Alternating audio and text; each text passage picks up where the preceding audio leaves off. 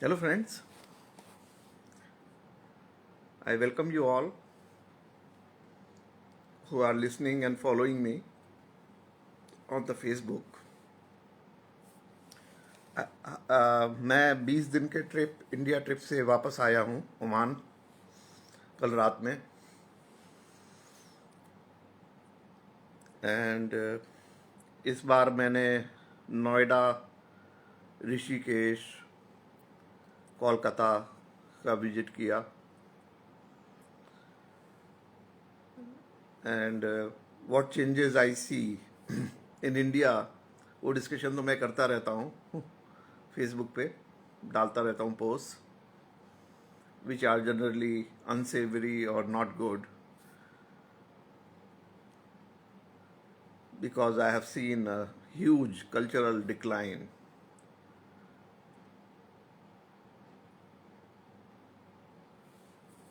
कुछ लोगों के लिए धर्म खतरे में है और कुछ लोगों के लिए संस्कृति, हम जैसे कला प्रेमियों, साहित्य कला प्रेमियों के लिए तो धर्म तो छोड़ दीजिए, संस्कृति बहुत ज़्यादा खतरे में है, दिख रही है मुझे। खतरे में मतलब superficially during this period of chaos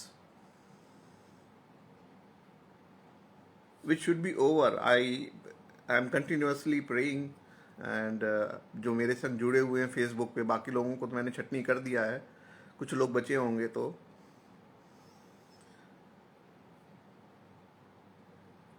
कि नेक्स्ट इलेक्शन में इनका सफाया हो जाए या देश निकाला हो जाए। तो देश निकाला तो इनकी लैंग्वेज है, मैं तो बोलता नहीं हूँ,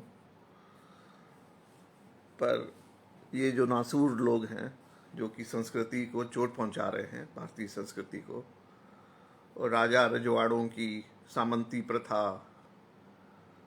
गुलामी प्रथा उसके पोषक हैं, जो कि नहीं चाहते कि भारत में जो बहुसंख्यक समाज है, जिसको हम लोग ग्रामीण लोग, आदिवासी लोग, अब आपको मालूम है कि दुनिया भर में, मैं थोड़ा ये चर्चा करना चाहता हूं पर इसके लिए मैं बैठा नहीं था, दुनिया भर में आदिवासी लोगों को भी वेस्टर्न कंट्रीज में उनके रिजर्व एरिया होते हैं जहां पर वो अपनी सभ्यता संस्कृति को मेंटेन करने की उनको इजाजत होती है। जब तो जो अमेरिकन आइलैंड, अमेरिका वगैरह में जो अंग्रेजों ने कब्जा किया,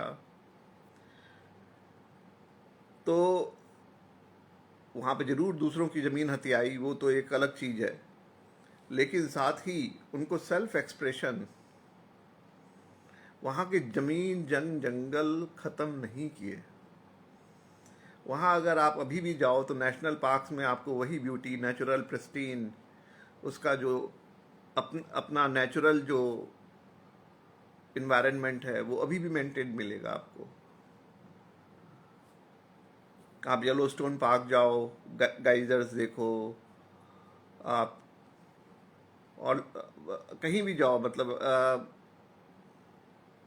ग्रैंड कैनियन से लेकर नायग्रा फॉल्स तक, ईस्ट वेस्ट, आप अमेरिका में कहीं भी जाओ, इवन डायनासोर पार्क जहाँ पे डायनासोर की अस्थियाँ मिली हैं, वो जगह भी उन लोगों ने, और जो पुरानी जो धरोहर है, सांस्कृतिक धरोहर, उसको वो लोग इतना संरक्षण देते हैं, उसका जीर्णोद्धार कर देते हैं। वो मैंने देखा कि वहाँ पे जो पुराने जो कोल के जो इंडस्ट्री वगैरह होती थी, जो कि पुरानी, मतलब 1970 30-40 साल पुरानी हो गई, अबेंडेंट हो गई, उसको छोड़ दिया गया, उसके बाद से वो ऑपरेशन बंद हो गया, तो वो इंडस्ट्री को भी उन्होंने इको पार्क के रूप में डेवलप कर दिया, पुरानी इंडस्ट्री को, मतलब। तो जो सांस्कृतिक धरोहर होती है उसको संभालना, जो पुरानी सभ्यता है उसके खोज के उसको निकालना, ये सब तो यूरोपियन लोगों ने किया। हम लोगों ने अपनी कौन सी धरोहर सहेजी है? नहीं सहेजी। उसको उसका माहौल बना दिया, ध्वस्त कर दिए उसके। आप आर्कियोलॉजिकल सर्वे ऑफ इंडिया की एक्टिविटीज देखो तो शर्म आएगी अपने को। कोई एक ऐसी जगह नहीं बची जो कि अपनी मौलिक अवस्था में, मूल अवस्था में हमें दिखे, चाहे वो 1000 साल पुरानी हो। अब इंडिया में तो 1000 साल, कोई भी मंदिर ज़्यादा से ज़्यादा पुराना होगा तो 1000 साल का होगा। कोई 50,000 साल का डायनासोर पार्क तो इंडिया में नहीं मिलेगा। हाँ, कुछ कुछ हमें चिन्ह मिलते हैं, कहीं ज्वालामुखी है, जैसे कहाँ पे है वो ज्वालामुखी? धर्मशाला से आप जाओगे तो ब्रजेश्वरी देवी, बहुत सी देवियाँ आती हैं, ब्रजेश्वरी देवी, चामुंडा देवी, ज्वाला देवी, मनसा देवी। तो एक दिन का ही टूर होता है, मैंने लिया था वो। तो ज्वाला देवी वगैरह में बोलते हैं कि वो जो ज्वाला, अब वो ज्वालामुखी कब इंडिया में तो कब फटा पता ही नहीं है, बहुत बहुत पुराना है। लेकिन तब भी वो लौ जल रही है बहुत समय से। अब कब से जल रही है? 10,000 साल से, 20,000 साल से, 30,000 साल से, नहीं जानते हम। पर इस तरह की जो पुरानी धरोहर हैं वो बहुत कम सहेजी गई हैं। अब आप देखो कि वो ज्वालामुखी को उन्होंने ज्वाला देवी बना दिया। ऐसा आपने कहीं देखा है कि किसी ज्वालामुखी को ज्वाला देवी बना दिया जाए? आप इंडोनेशिया में इतने ज्वालामुखी हैं, इवन अमेरिका में मैंने देखे, तो ऐसा माहौल नहीं बनाया जाता कि तीर्थ स्थल के नाम पर आप उस जगह को खत्म ही कर दो, उसकी मौलिकता को खत्म कर दो। आप वैष्णो देवी जाओ तो वैष्णो देवी की क्या मौलिकता रहेगी? आप वाराणसी जाओ, पूरा खत्म हो गया, उसकी कोई मौलिक स्वरूप तो दिखेगा ही नहीं आपको। उसी तरह आप जहाँ भी कोई भी तीर्थ स्थली में जाओ तो उसको इतना नाटक उसमें हो गया, पाखंड हो गया कि वो कुछ का कुछ बना दिया। अब उसका मौलिक स्वरूप तो खत्म हो गया। तो उसी तरह जमीन जंगल खत्म कर दिए, आदिवासी लोगों को रिप्लेस कर दिया, उनको अपनी संस्कृति को सहेजने का मौका ही नहीं दिया।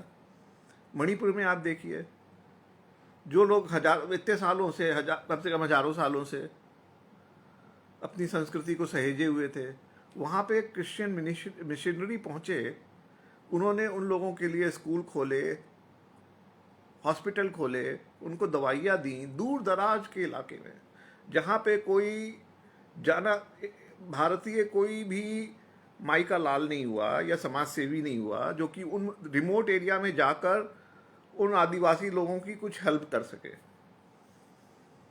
अब जब मशीनरी लोग पहुंच गए तो इनको इनको इनको क्या होता है? इनको मिर्ची लग रही है कि ये तो इनको क्रिश्चियन बना दिया। अरे क्रिश्चियन बना दिया या कुछ भी बना दिया, वहाँ पे हॉस्पिटल खोले, वहाँ स्कूल खोले, और उन लोगों की सभ्यता वहाँ पे नष्ट नहीं करी उन्होंने जबरदस्ती उनको कन्वर्ट भी नहीं किया। पर बोलते हैं लालच दे के कन्वर्ट किया। अरे दवाई देना क्या लालच देना होता है? शिक्षा देना क्या लालच देना होता है? ये तो कोई बेवकूफ़ी की, ये बेवकूफ़ भरी बातें हैं। तो आदिवासी, चाहे वो आदिवासी संस्कृति हो, उसको भी संरक्षित करना चाहिए, जिसका के बारे में सोचना भी दूभर है। इंडिया में बर्बाद कर दिया, सारे आदिवासियों को बर्बाद कर दिया। आप देख ही रहो, आदिवासियों को मेन स्ट्रीम में लाने की बात करते हैं। अरे किसने बोला तुम्हें? उन्होंने बोला कि मुझे मेन स्ट्रीम में ले आओ? उन्हें आपने नक्सली बोल के बदनाम किया, उन्हें आपने उल्फा बोल के बदनाम किया, उन्हें आपने कश्मीरी बोल के बदनाम किया। अरे लोग अपना सेल्फ एक्सप्रेशन चाहते हैं, अपनी संस्कृति को बचा के रखना चाहते हैं। आप उसमें एक रंग की संस्कृति कैसे ला सकते हो? आप बोलते हो कि हिंदुत्व के नाम पे, अब हिंदुत्व की आपकी संस्कृति क्या है? हिंदुत्व की आपकी संस्कृति दूसरी संस्कृति को चौपट करने की है। अगर एक जंगल भी है तो उसको भी आप चौपट करके उसमें तीर्थ स्थल बना दोगे, वहां पे एक मंदिर बना दोगे। किसने बोला कि जंगल में मंदिर बना दो? पहाड़ है अगर, तो पहाड़ पे आप मंदिर बना दोगे, तीर्थ स्थल ही बना दोगे। किसने बोला कि पहाड़ों और जंगलों में तीर्थ स्थल बना दो? नहीं। तो ऐसा कहीं दुनिया में दूसरी जगह मैंने नहीं देखा घूम के, जितना भी मेरी दृष्टि है। तो ऐसी दृष्टि वाले राक्षस जो भगवान के नाम पर जमीन जंगल सब सारी संस्कृति को चौपट कर दें, धराशायी कर दें, और उसके किसके नाम पे? तीर्थ स्थल, भगवान, आस्था, हिंदुत्व। और वो जब जमीन जंगल पे वो तीर्थ स्थान बना के कब्जा कर रहे हैं बेसिकली, वो तो आपको पता ही है। उसमें वो मठ बनाएंगे, पीठ बनाएंगे, उसमें आसीन हो जाएंगे, उसमें एक व्यास गद्दी होगी, वो उस पर बैठ के बड़े बड़े प्रवचन देंगे, वो आस्था का एक धंधा चलाएंगे। इसको धंधा नहीं बोले, आप क्या बोलोगे, जो बोलो। पर उसका मंशा क्या थी? मंशा तो उस जमीन को हथिया लेने की, वहां के लोगों को बेवकूफ बना के पाखंड में और आस्था में लपेट लेने की है ना। तो ये सांस्कृतिक अटैक को जो मैं देखता हूं तो उससे मेरा दिल पीड़ित होता है, क्योंकि मैं भी ये सोचता था कि हमारा धर्म महान, हमारा देश महान, जब तक मैं बाहर नहीं गया था। हमारी संस्कृति महान, हमारा म्यूजिक महान, हमारी भाषा महान, ये सब सोच तो मेरी भी होती थी। तो मैं तो इसीलिए मैं पढ़ाई करने के बाद मेरे पास अगर मौका भी, अगर सोचा भी नहीं था कि मैं बाहर जाऊंगा, लेकिन जब थोड़ा होश संभाला तो मुझे लगा कि भाई एक ही तो मेरा ये जीवन में, अगर आप कूप मंडूक बने रहो तो वो भी तो ठीक नहीं है। तो कम से कम बाहर जाके देखना तो चाहिए कि दूसरे लोग की संस्कृति क्या है, दूसरे लोगों की सोच क्या है, दूसरे लोगों का स्वभाव क्या है, कोई बोलता क्या है, कोई चाहता क्या है, कोई करता क्या है। अब इसमें तो आपको कोई, कि आप जो सोचो, जो चाहो और जो करो, उसी में कोई सामंजस्य ना हो, तो ऐसे व्यक्ति को क्या कहेंगे आप, जो कि बोलता है कि मैं तो मेरे हृदय में बहुत प्रेम है या भक्ति है, पर वो चाहता है आधिपत्य, वो चाहता है फासिज्म, और वो करता क्या है? करता है फासिज्म, चाहता क्या है? प्रभुत्व। तो आप हैं भक्त, आप चाहते हैं प्रभुत्व, और करते क्या है? दूसरों को दबाना, उनके ऊपर शासन करना, उनकी जमीन हथिया लेना, मौका लगे तो उनके बीवी उठा ले जाना, बेटी उठा ले जाना, ये आप करते हो और चाहते भी हो। और आड़ आप किसकी ले रहे हो? धर्म की, भक्ति की। आप बल्कि अपने को मानते हो बहुत बड़ा भक्त, आप अपने को भगवान का रिप्रेजेंटेटिव मानते हो, अपने को ब्राह्मण कहते हो, और आप चाहते क्या हो? शूद्रों की का शोषण, सेवा करे वो आपकी। ये कौन सी संस्कृति है? ऐसी संस्कृति तो मेरे बाप दादाओं ने भी नहीं सुनी। वो भी हिंदू थे, वो भी धर्म का पालन करते थे। मैंने उनको भी नौकरों को दुत्कारते हुए देखा, लेकिन 10 साल में एक बार मुझे मेरे दादाजी मेरे के साथ मेरे कम से कम 14-15 साल बीते, उसमें मैंने एक बार उन्हें देखा कि उन्होंने किसी को डांटा हो, नौकर को, जो बाबूलाल मेरे यहाँ रहता था। वो मुझे याद है कि उन्होंने एक बार उसे डांटा था, और वो डांटा भी था तो 5 मिनट के लिए, उसके बाद फिर वो कुछ नहीं। और डांटा था तो अपने लड़के की तरह डांटा था उन्होंने।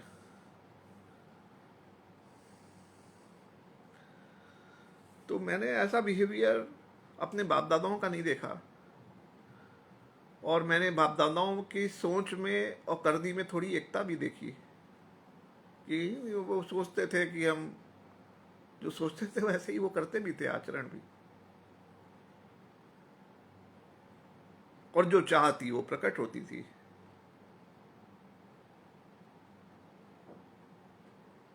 एक बार बचपन में वो दादाजी मुझे बोले, बेटा चलो चाट खा के आते हैं। तो प्रकट थी जो थी चाह।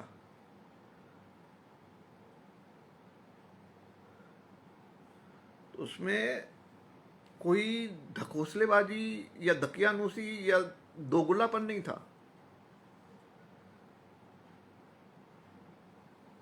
तो आपको मालूम है कि सबसे बुरा जो एक वर्ड होता है, हिपोक्रेसी, दोगलापन, कि आप सोचो कुछ, चाहो कुछ, करो कुछ। एक होता है प्रेम करना, एक होता है प्रेम का दिखावा, एक होता है प्रेम कि एक चाह आपके अंदर प्रेम है कि वासना है। तो आपके अंदर तो वासना प्रबल हो रही है, आप दिखा रहे हो उसको प्रेम का रूप बोल बोल के, और करते हो आप हो क्या, जोर जबरदस्ती। तो आपकी चाह क्या है, वासना युक्त। करते हो आप जोर जबरदस्ती, बोलते हो कि मैं बहुत बड़ा प्रेमी। ऐसे व्यक्ति को आप क्या कहोगे? ऐसी संस्कृति तो हमारी नहीं थी। ऐसी संस्कृति हमारी नहीं थी। और जो मैंने कंटिन्यूअस डिक्लाइन तो नहीं देखा। मैंने बताया शुरू के 10-15 साल मैंने जो संस्कृति देखी, 1980s के बाद वो चेंज होना चालू हुई। 1990s के बाद, ग्लोबलाइजेशन के बाद और इंटरनेट वगैरह आने के बाद तो पूरा का पूरा पाश्चात्य विदेशी प्रभाव इंडिया के ऊपर हो गया। उसके बाद से जो करप्शन हुआ, जो स्कैंडल हुए स्टॉक मार्केट में, हर्षद मेहता से लेकर सब अंबानी तक, ये लोग क्या थे, माफिया थे कि क्या बोलेंगे इन्हें? हर्षद मेहता, अंबानी, ये सब बड़े बड़े माफिया, जिनको कि आज गणमान्य बड़े बिजनेसमैन जाना जाता है।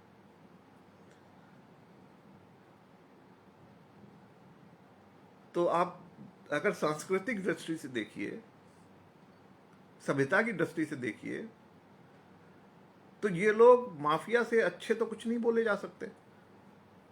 ये तो एक आम आदमी में जो ईमानदारी, सच्चाई और गुण होते हैं, स्वभाव होता है, उससे भी गया बीता इनका। अगर आप इनके चाहते क्या हैं, तो इनके अंदर कितनी वासनाएं भरी हुई हैं कि वो सेटिस्फाई नहीं होती।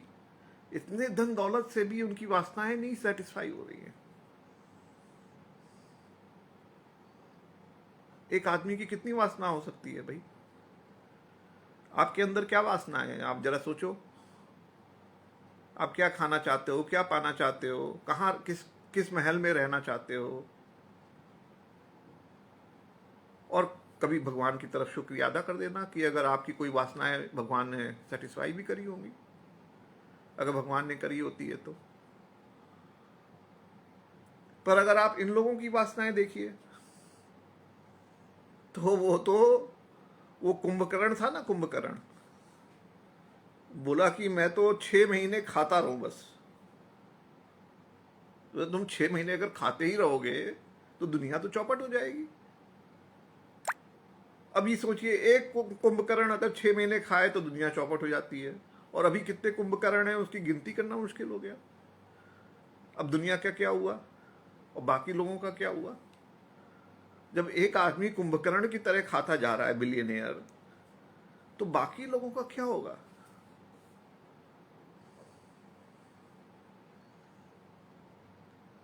उस समय तो कोई भगवान होते थे, पता नहीं कौन से भगवान ने उसे 6 महीने सोने का श्राप दे दिया। एक दिन जगता था वो तो। और ये कुंभकर्ण तो लगातार रोज ही जगे हुए हैं। ये रोज रौंद रहे हैं पृथ्वी को, खाते ही जा रहे हैं, खाते ही जा रहे हैं। ये कौन सी संस्कृति में हम लोग जी रहे हैं पता नहीं। पर ये 1990 के बाद 30 साल में पूरी दुनिया चौपट हो गई। पूरी दुनिया हो चौपट तो चौपट, लेकिन इसको उसको मॉडल बना दिया इस सरकार ने। अब ये चाय वाले का की चाह कितनी हो सकती है? एक चाय वाला अगर आप पकड़ लो, उससे आप पूछो कि भाई तुम्हारा क्या सपना है? एक कार बंगले का सपना होता है आदमी का, मेरा कार हो जाए, बंगला हो जाए। अब ये चाय वाला जो है, इसकी आप वासनाओं की बारे में बात करिए। इतनी वासना, इतनी वासना की खत्म ही नहीं हो रही। इसको आप चाय वाला बोलोगे कि कुंभकर्ण की औलाद बोलोगे? और कुंभकर्ण बेचारा शर्मा जाए कि भैया हम तो क्या खा सकते थे।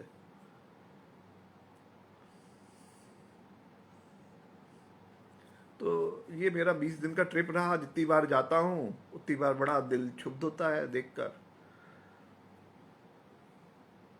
कि मेरी जो दृष्टि है, सांस्कृतिक दृष्टि की बात कर रहा हूँ मैं, कोई धर्म और उस सब की बात नहीं करता। जो संस्कृति जो थी उसका जो, और जो संसाधन थे, जो हमारी सभ्यता थी, धरोहर थी जो भी, उसका जैसा विनाश, संस्कृति पे जैसा अटैक, चाहे वो आदिवासी संस्कृति हो जैसा मैंने डिस्कस किया, चाहे वो ग्रामीण संस्कृति हो, पर आप कितना भी अटैक कर लो,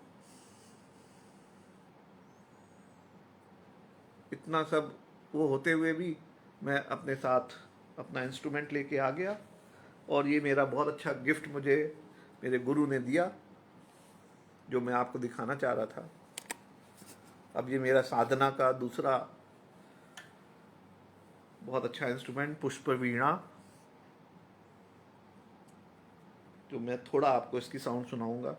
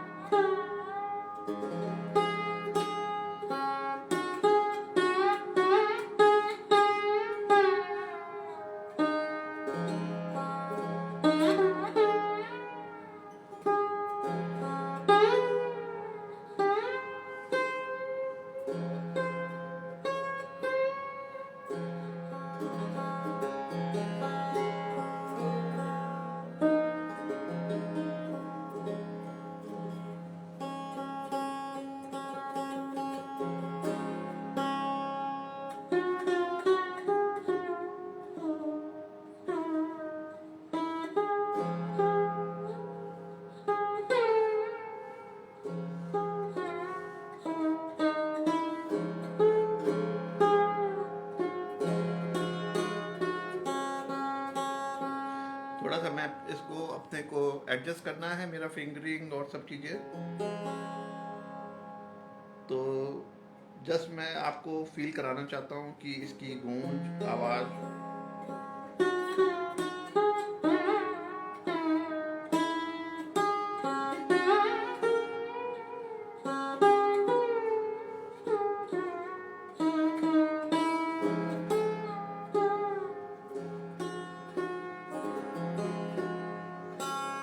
क्योंकि तंत्रवाद्य गूंज के बिना हमारा शास्त्रीय संगीत क्या, उसमें दो चीजें मुझे प्रमुख दिखती है। एक तो झनकार, झनकार मतलब कि